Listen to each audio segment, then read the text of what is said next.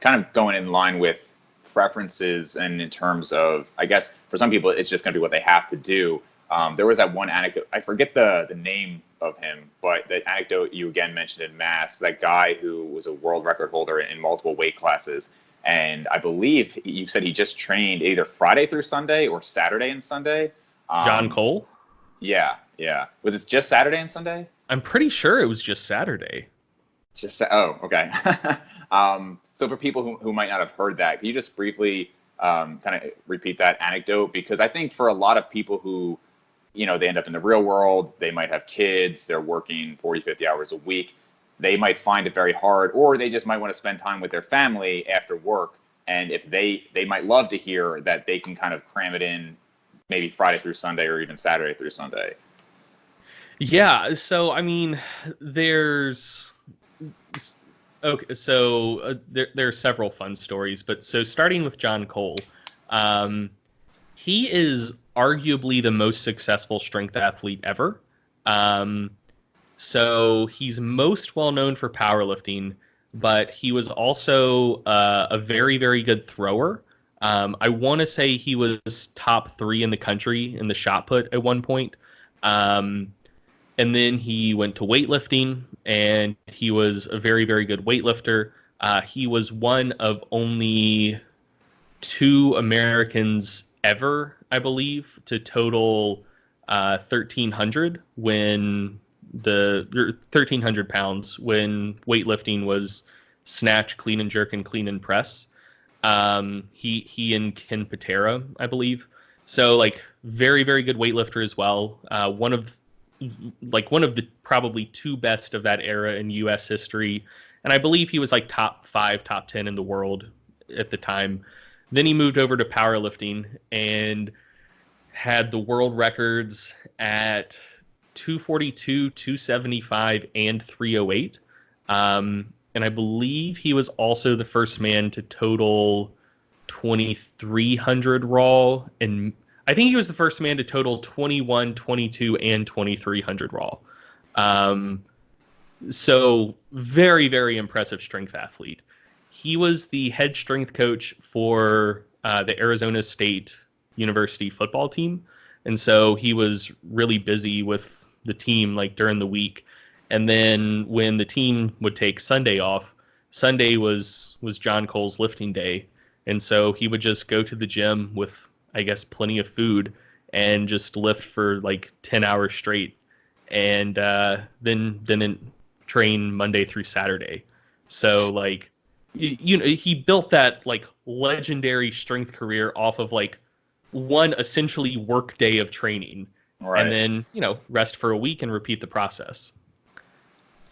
On the other like extreme end of the continuum, some of the stories about how Paul Anderson would train were absolutely ridiculous. So he was like the other far end of the equation.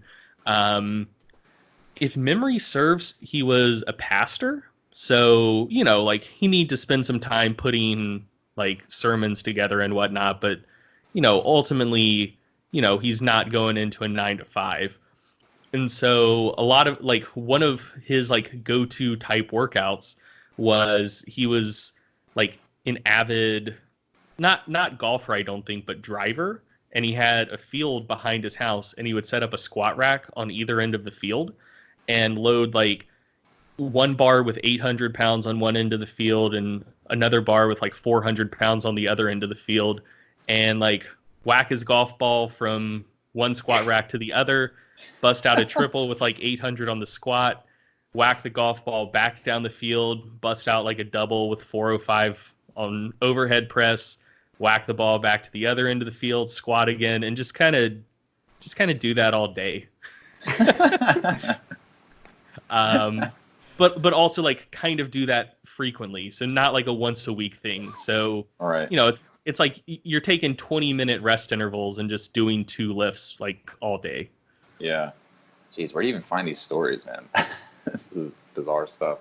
Most of them are on, I forget the URL, but if you Google the tight tan slacks of Dezo Band, that's like a repository of a lot of like old timey like lifter stories. Interesting. And It's like, funny though, because it kind of like, Greg, I've seen the messages you get on the internet, and it's always somebody going like, I don't know, I was going to do sets of 10 for hypertrophy, but now I'm leaning towards sets of 12 for hypertrophy. And like when you see the ends of the spectrum that you could use to still be world class, it's like, go with 10. Like, it's fine. Yeah.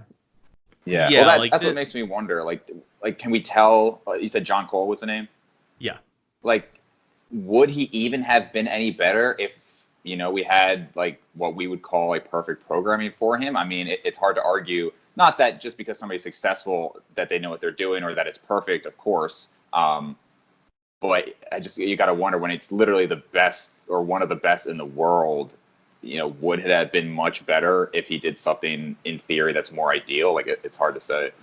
Yeah, so one point that I always like to make is that one of the things that people will say if you throw out anecdotes from someone who is very successful is like, oh, well, that doesn't prove that what they were doing was good. Which, like, yes, I very much agree. Like, that's logically true. But also, I think we can say that whatever they were doing was not sufficiently bad to meaningfully hold them back. So, like, something else may have been better, but like, we can also comfortably say that like what they were doing wasn't too bad, you know? Yeah. And I think a lot of like quote unquote bro science falls into that category. Like, a lot of it's not necessarily useful or helpful, but it's also not harmful either. And I feel like if it were harmful, the lifting community would have like pretty much weeded it out for the most part. So, for example, take something like the bodybuilder like bro myth that eating tilapia thins the skin. Mm-hmm. It's like, no, it probably doesn't, but also like it's a lean protein source. If someone does believe it thins the skin and that's what they live on for the like 4 weeks before a show, like that's not going to hurt them unless they're allergic to fish, you know? Right. So right. I think that's where a lot of like bro anecdotes and like general bro science falls into, like maybe not helpful, but probably not harmful either. Yeah, I think my only contention with things like that, and kind of a message I have on this podcast a lot, is trying to help people incorporate all this into their life, because at one point I was so obsessed with every small detail, and it's not meant to be like the message of none of this matters or anything like that. It's more just that, like, look at all these people who are successful doing dramatically different things. And, like what you said, Eric, like 10 versus 12, really, who cares? I mean, Greg, when I first met you, I think you said you could still do like 275 overhead press or something like that. Whatever it was, you hadn't lifted for like a month, right? And, and you were still stronger than like 99% of people on this lift. And you talked to me about how your family is just like has crazy genetics for this.